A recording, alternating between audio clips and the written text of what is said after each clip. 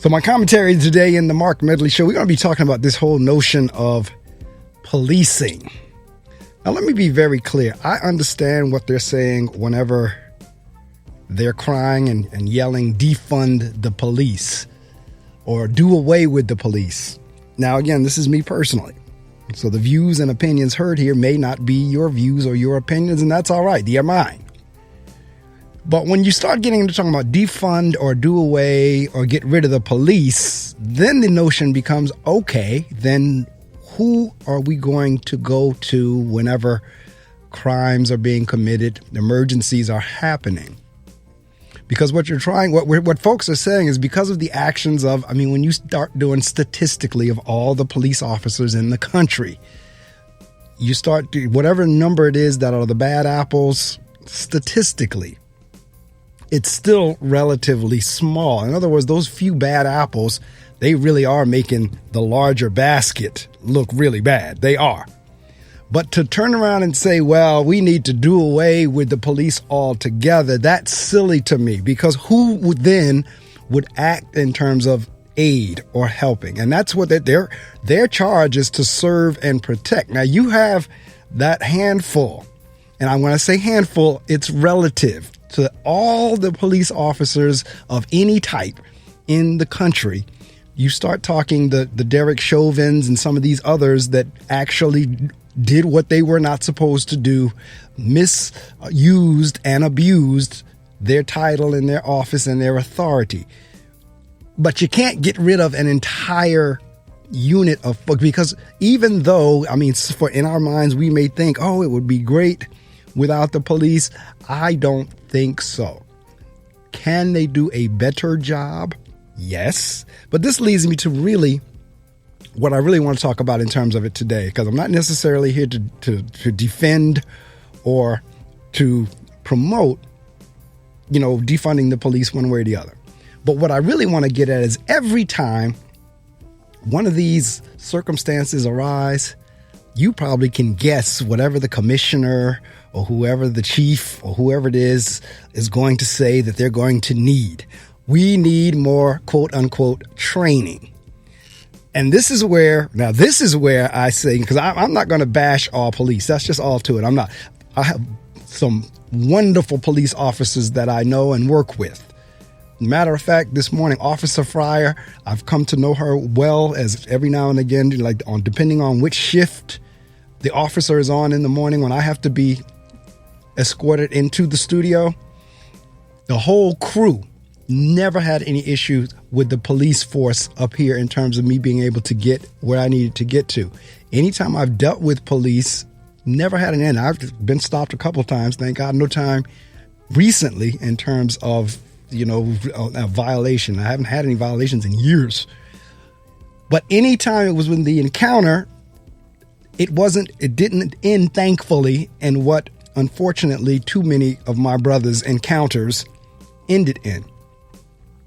But what I'm saying is, you cannot do away with an entire policing because of the actions of some. And what I think gets me more than anything else is the commissioners and the chiefs and all that in the Saudi always talk about more training.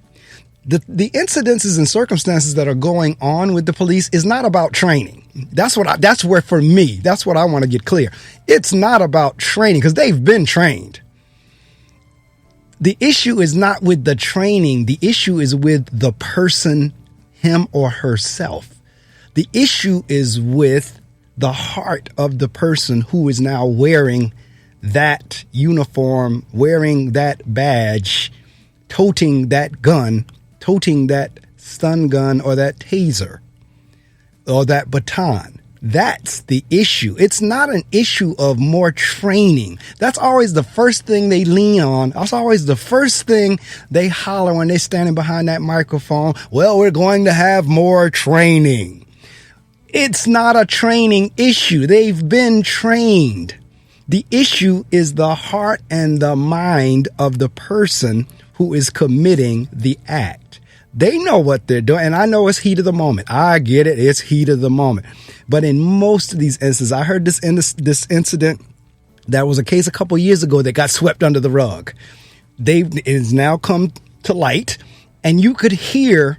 Now, I don't know if he was, as they say, high or what, but you could hear him apologizing. You could hear him saying, yes, sir, no, sir, please. You could hear him, and yet it was as if he was not a human being.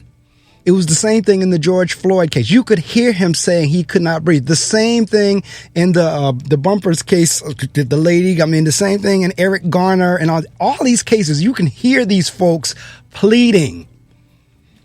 In the latest case down in Elizabeth City, down in North Carolina, oh, he used his car as a weapon. No, he was trying to get away, and understandably so. And he wasn't trying to get away just for the sake of trying to get away. He's surrounded by officers with guns drawn. Now, for me personally, again, I would hope that in that situation, I would have just stopped, put my hands up, got on the ground, did whatever they told me to do, whatever. But in his instance, fear kicked in. He tried to get away. And they tried to say, because if you look at the video, I looked at that video of the man down there in North Carolina. I looked at it.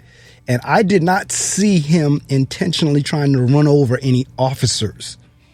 In fact, if you looked at that video, you would see him veer around an officer who was in his path. He actually veered around. If you look at the video, he was not charging, because if he wanted to, he could have run over. If he was doing what they claim he was doing, using that car as a weapon, he could have run over the officer. It was one or two of them that was standing right in front of the car, but he veered around it. So this is not a matter of training. This is a matter of mindset, and it is a matter of heart. And I'm not quite sure. Matter of fact, I'm almost sure training is not going to do anything with that, because you could train a hateful or a mean person all you want. At the end of the day, their instincts and their intuition is going to kick in. And not every officer is around here shooting and killing people and putting their knee on necks and everything that they are doing. And not every officer is doing that. Matter of fact, the majority of the officers are not doing that.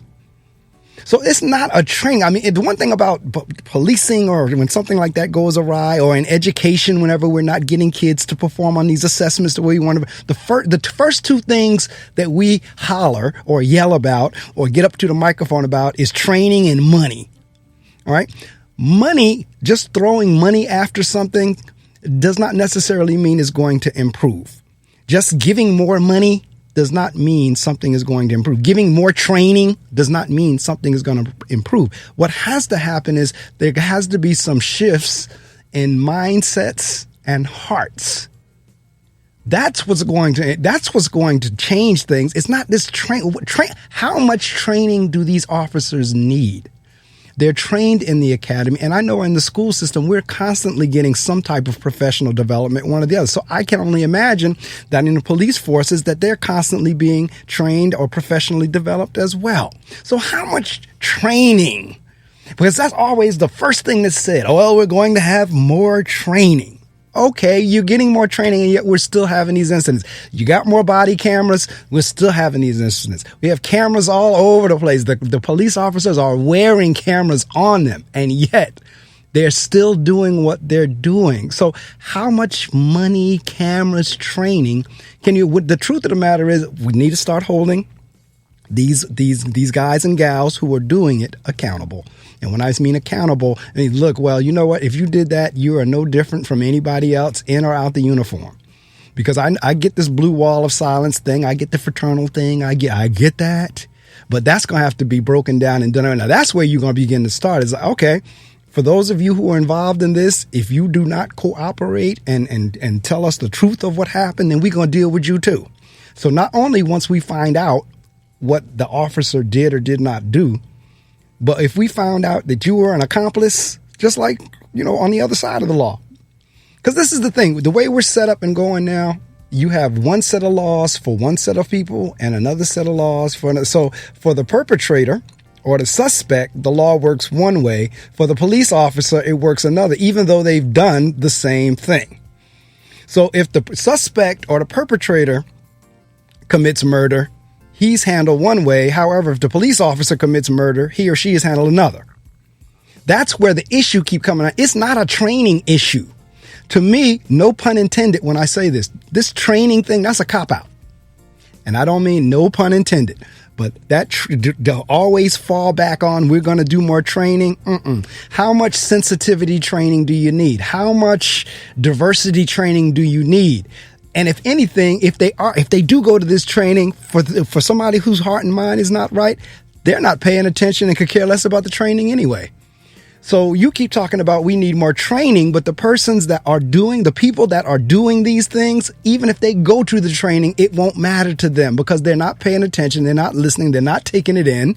They're not going to apply it. It's kind of like, okay, I will comply because I want to keep my job. However, when I get back out on the street, I'm going to do what I want to do. To heck with what the training said. I don't care what the trainer said. I don't care what the manual says. I don't care what the book says. Whenever I come across that suspect or that perp, I'm still going to do what I want to do. To heck with what the training said I'm supposed to do. So that's why training, you could train all day. It won't matter for somebody who does not want to do what the training says do. It will not matter for someone who's not going to follow what the training was about. I taught diversity for a little over a year, traveled the country. Would not believe how many people came up to me as we were teaching the class, as we were doing the training, would come up to me and say, oh my God, you just don't know. In my house, it was just like Archie Bunker. My dad was just like Archie Bunker. This is not, I'm not exaggerating. I'm not making this up. My dad was just like Archie Bunker. Like the stuff that you're talking about when I was growing up in my house. See, so that's where the issue is. If you not, you can get all the training you want. But if what's inside of you is to hate, if what's inside of you is to think that the only people that matter are someone who looks like you, if what it is your group is the only group, your group is the supreme group, and everybody else doesn't matter, all the training in the world is not going to change that unless you're willing to take it in, think about it, reflect on it, and apply it. And that's what these folks who keep getting caught up in these situations, that's where the issue is. They've been trained up the wazoo. But what they're not doing is applying that training to the real world situation when it comes. You can't tell me Derek Chauvin wasn't trained. He was trained. He was doing what he wanted to do because this was not his first time putting his knee on somebody's neck. All right. Those officers in all of those cases, Elizabeth City, North Carolina, Ohio, Georgia, Louisiana, you can pick them all off. They were trained. Make no mistake, they were trained. Money was put into them. Make no mistake, money was put into them. And yet they still found themselves in a situation where they've now misused their power, their authority, that badge, that uniform, that gun. They've misused it. So whenever you don't believe me next time, and God forbid, hopefully there won't be a next time, but we know it will. The next time it happens, watch the commentary whenever they get on the news of whoever the authority figure is. Well, we're going to do more training. Watch and see. I'm not making this up. More training. Well, we're going to get more cameras. Okay. You got more cameras. I think we have more going on than ever. You've put more money into the various forces. We still have. You've put more training into the forces. We still have. So it's not about the training. It's not about the dollars. It's about the heart of the person. It's about the mindset of the person. You can put as much money into a person like that as you want. It's not going to change. You can put as much training into a person like that you want. It's not going to change. Until that heart and that mind changes, we're going to continue getting George Floyd cases. We're going to continue getting, it's so many of them now, I can't even remember all of their names. That's why you don't hear me trying to call them. But I know the cities, Elizabeth City. We're going to keep getting what happened down there in Elizabeth City. We're going to keep getting what happened in Louisiana. We're going to keep getting what happened in Alabama. We're going to keep getting we're going to keep getting that until some hearts and minds changed.